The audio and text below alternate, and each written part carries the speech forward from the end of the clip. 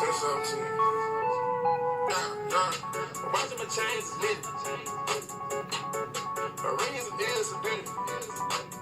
Yeah, I watch your bag of niggas. Putting chains on me now. Laying bricks on me now. They went crazy in the drop. We about to break their ass out.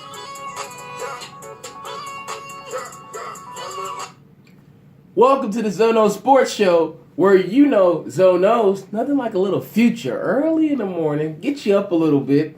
Hell no, we won't go. Hell no, we won't go. Big story of the week, of the night. LeBron James and his teammates, Kevin Love and Kyrie Irving, don't travel to Memphis after the home and home. Didn't want to play that game. Tyronn Lue suggested that they needed rest. Now, there's been a lot of talk about this. Considering the fact that they're NBA players, there's 82 games, and they're young guys, why didn't they play? Everybody said, oh, that's a travesty to the NBA paying customer, to the consumer, the fan who has to pay money for an away game where they only get to see their team once a year, and Cleveland doesn't bring their top three players. Now, fans pay a lot of money for these tickets, and I must say that I agree with the sentiment across sports, across media, about them not playing. I am not entertained at all. Now, Russell Crowe, he would frown at this. He would shake his head. That's not what gladiators do. LeBron, for him to come out and say, oh, I played 14 years, I paid my dues in this league. LeBron, you sound like an entitled guy who doesn't want to be great. That's why you'll never be Kobe, you'll never be Mike, because of that type of talk right there. Do you think Russell Westbrook would sit out on an away game? Now, maybe Russell's done that before, but from what I see from Russ, he doesn't care about any of that. He doesn't care about the commercials. Even his commercials, he looks like he doesn't care. Have you seen the True Religion commercials? LeBron James, I'm not pleased with you, sir, especially for that type of comment. I paid my dues. I mean, first off, don't you play basketball because you love the game? Herm Edwards once said, we play to win the game. Don't you play to win the game? And your team got blown out last night in Memphis. Couldn't they have used you, LeBron? Aren't you the best? Aren't you a star? Now, I look at the fact that there's built-in off days. I mean, players do get rest. There's 3-4 day stretches where you don't play an NBA game. And all these guys, except LeBron, but Kevin Love's not even 30. And then Kyrie Irving's 24. So what's the big deal with these guys playing on a home-and-home series, even if the games are back-to-back? Yes, I know the NBA is going to fix this. There's a lot of back-to-back games. But LeBron James, you sound sorry, man. These are Scantron championships you guys are trying to win. Oh, we'll rest everybody so we can automatically make the final. We're going to bubble that in. But you can't do that. Win a natural, organic championship. Play it out, guys. LeBron James, you're better than that. You're better than that. Last year, when you made that block in the finals, I was like, oh, you know what? Maybe my thoughts should change about this guy. But you know what? They haven't. You still, to me, are not a bum, but a bum. Because that's bum-type behavior. That's not championship behavior. Yes, you got 3 rings, but you rented the 2 with Dwayne Wade in Miami, and you went back to Cleveland, and they put together the patchwork team, and you got 1. Because why? Steph Curry had a little bit too much chatter from his personal life, and Draymond Green got held out of Game 5. So, LeBron James, sorry comment, and you guys should be ashamed for not playing in Memphis last night. I've got a big problem with that, and I know a lot of fans do. I saw a sign, I paid $800 to come and didn't even get to see LeBron. Well, you need to ask for a refund, sir. Write StubHub, write the Memphis Grizzlies, write the Cleveland Cavaliers, and someone should reimburse that fan who had the sign. Where are they at? If I had it, I'd give it to him, psych. But still, not right. Now, the biggest story in college football that's going on right now, my city cannot stay out of the news.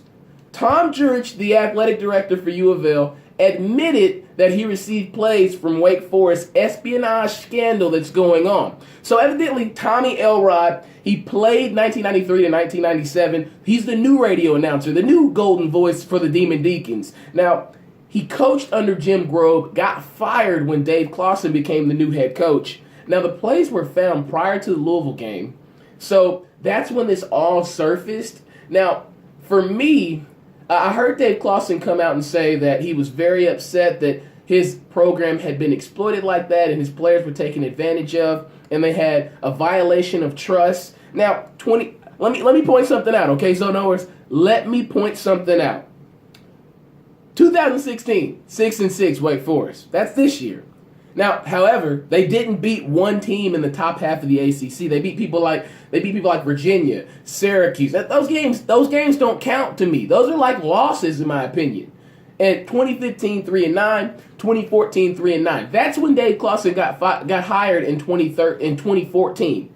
Okay, now I look at this whole situation. Tommy Elrod, they're saying that he's the guy who's giving out information. They fired him and everything like that. This will change a lot of stuff as it pertains to media members and their access to college football teams and what they have in store as far as game prep. They're going to start limiting that in some areas at some institutions, which I can't be mad. Tommy Elrod, you messed it up for everybody if this is true. Now, however, on the flip side of that, conversely, could it be that Dave Clawson or someone around there may be scared about their performance and what they're not doing and wondering whether or not they should have a scapegoat set up so that they can be brought off of the hot seat? Because in my opinion, Dave Clawson, you should be on the hot seat, okay? 6-6, that's a sorry 6-6 if you ask me. Now, the scapegoat situation, that was bad. Now, couldn't convert on any red zone opportunities that night. So how can I come out and say that Louisville used what you guys gave them? Wake Forest was up this entire game, 12-3, 12-0. They scored 4 field goals this entire game. Got into the red zone 4, 5, or 6 times. Could not convert. You guys scored touchdowns. You guys are in that game late and have a chance to win. Louisville scored 34 or 35 points in the fourth quarter. So what that tells me is, Wake Forest, you guys are bums, meaning the coaches. I know those players work hard. Maybe they should get a coach in there that can coach them up, okay? Now, how can you be up an entire game and say our plays got stolen? It doesn't make sense to me. I can't fathom how you could leave for almost 3 quarters and still lose and say, oh, well, our plays got get. No, you guys could not hold on to the dub. Plain, simple, cut, dry. And that's all that happened. Now, y'all been bad. Winning the ACC was out of the question this season. It'll be out of the question 5 seasons down the road. That's just what I think of Wake Forest. No, you're never gonna get it. Not an ACC title. Not from Clemson. Not from Louisville. Not from Virginia Tech. I can name 10 other teams. Florida State, Miami. You will not get that over a Virginia Tech. So chill out, Wake Forest, and ease off Tommy Elrod. Now, also some league talk. Thursday Night Football, Richard Sherman. I love Richard Sherman because he's a cover corner. This is the same guy that said mediocre about Michael Crabtree. He came out the other day and talked about the fact that the Thursday Night Football is a really big problem, called it a poop fest. Now I thought that was pretty funny considering the fact that anytime the Rams are playing in a game and they're on the field, that's a poop fest. It doesn't matter who they're playing. They can be playing the Patriots. That's a poop fest if you have that sorry product out there because some of those guys do not care. Now, they're playing the Rams, of course. It's a poop fest. Of course. However, considering the fact that Richard Sherman brought up several great points, the NFL really needs to look at this. They pulled up to baggage claim at 2 a.m. Monday morning. Now they got to turn around, game prep, and play another game Thursday night. Aren't we worried about concussions in the NFL? Now, don't you think the brain, even if it's not concussed, gets a little bruising during the span of a 3-hour game on a Sunday, 3.5-hour game on a Sunday afternoon with grown men who lift, eat, drink protein shakes, and take supplements? Don't you think that brain needs a chance to recover a little bit, but you're going to put them right back out there on a Thursday evening when nobody ever really watches? I don't even have NFL Network. Don't care to have it. If the game's not on CBS or Fox, I can't watch it. So why would I sit here and worry about a Thursday night game when there's so much other stuff going on? Thursday night, James Harden's probably playing. Thursday night, Russell Westbrook, KD, the chef, LeBron is probably playing. Why would I care about a Thursday night game on NFL Network? You guys pick and choose when you want to put it on NBC. So they really make no sense to me. Now, the pros of a Thursday night football game, plenty of football all week. more money. Yeah, of course, everybody loves more money. The higher ups do, of course. Players do, but they get paid on a game-by-game basis anyway. However, the cons, poop play, like Mr. Sherman said, as well as injuries are more likely to happen because guys are just not out there with their full preparation that they get for an entire stretch for the duration of a week at a time. They are jumping back out there on a Thursday after a Sunday game. You've got guys who are going certain speeds, some guys who are still dinged up. So people can get hurt in these games very easily. Now, also, they announced the next 4 games in London. Do the Brits even like football? I don't know. But I know we don't care about those games being in London. NFL, stop it, stop it, stop it. If you want to get a pro team in somewhere else in a different country, put that team in Canada or something like that. Or put it in Hawaii. But we don't need a team in London. I've watched football, the NFL football and college football since I was a little tot, okay? So why do we need football in London? No one cares. Isn't there a reason that you guys ended that developmental league, NFL Europe? Isn't there a reason? So NFL, chill out, okay? You guys are doing too much with the rules, telling people how they can dance, what they can use to dance, and now we're telling guys that they've got to play all week. What are we going to have next? A Tuesday night special? If you can't get done with Monday Night Football, we've got a special treat for you. Catch Tuesday Night Football. Nobody wants to see that, NFL. So let's work on shortening the length of these NFL schedules and taking out these Thursday games. Get rid of that stuff, okay? Now, moving right along, hello? Don't call it a comeback. Adrian Peterson, he was hurt, the knee's healthy. Now, Minnesota fans, Adrian Peterson, he been thinking about you, ooh, na, na, na. He been thinking about you, ooh, na, na, na. Adrian Peterson, the meniscus is healthy. He evidently can come out and play. I said that he shouldn't come out and play because he's playing for a team that's lost all these games in the last 6-7 weeks. Adrian Peterson, it ain't worth it. It ain't worth tearing your knee. It's not worth it, sir. So if I were you, I'd get healthy and play next year. But if you think you can help the team, I saw you in the knee brace with the Adidas socks. I thought it was an Adidas logo. Hopefully it was. Definitely chill. I would do that. But if you think you can help, do you think? I mean, they said 954 yards rushing this year, lowest in the NFL for any team. So obviously they miss Adrian Peterson, and maybe that's why people been getting to Sam Bradford, and because he has no time to throw the ball, and he has no steady run game, so you can't keep the defense honest, so they can stack the box against a run. They know when you're going to pass. You don't have Adrian Peterson back there that scares the living daylights out of everybody else in the secondary. Now, AP at this point last year had 1,700 at this point. So what that tells me is Adrian Peterson, he's obviously a big piece of that puzzle that has no longer been there. But can they fit him back in? I don't know. But is he worth getting hurt? He's a guy that I want to play for me. Even though he's 30+, I want Adrian Peterson to play till he's 35, 36 because I think physically he's a specimen. This guy was built and forged to play football. So we got to figure out a way to get Adrian Peterson healthy before we get him back out there. But if he's ready to go, and if Minnesota can win that division, then I say play him. But I don't know if they can, considering they played Green Bay the last few games. I'm sure they got some other hard games, but that will be a tough call for me if I was the head coach of the Minnesota Vikings. And Mike Zimmer, I don't know if the eye's good or not. I didn't check on that, but Mike Zimmer's got to call in and let them know, management know, that if we make this decision, don't be mad at me if it goes awry. So, in other news, Michael Floyd got cut from the Cardinals for a DUI.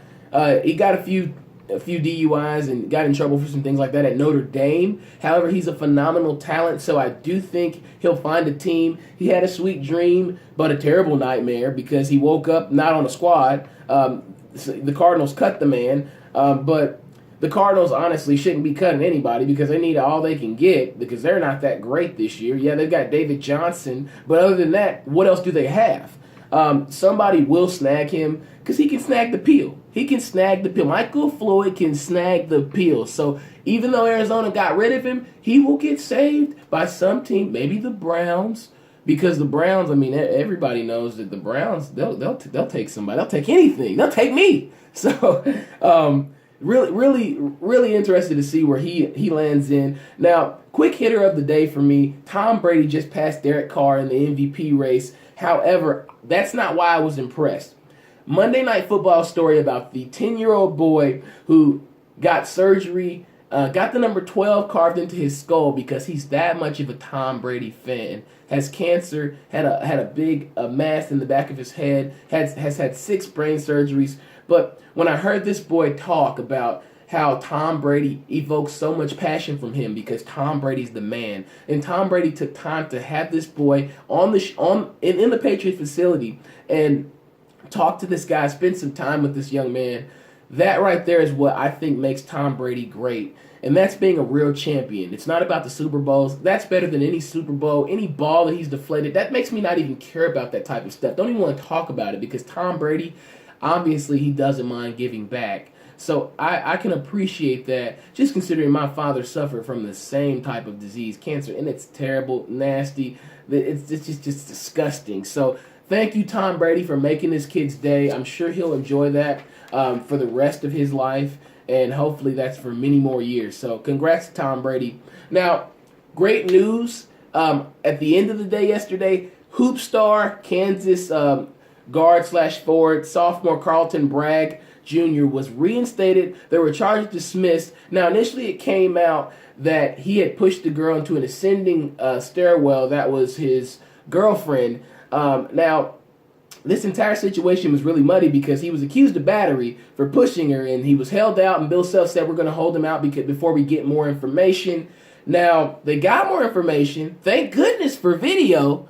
Evidently, prior to the push, Saliha Sophie, surveillance showed that she shoves Carlton Bragg and slapped him and put her hands around his neck. And that's when he then chose to push her into the ascending stairwell. So police were able to uncover this and actually flipped it around, and she faces 1 count of battery. So obviously the table has turned. Wolf Crier? So congrats to Carlton Bragg for getting back out there, being able to play basketball. This is a lesson to a lot of college athletes, girls and guys.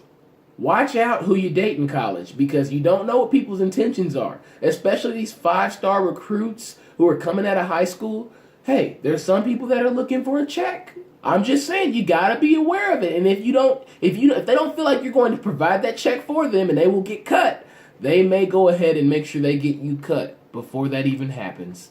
So next time, watch this show, Zono Sports. Maybe the Browns will win a game by next show.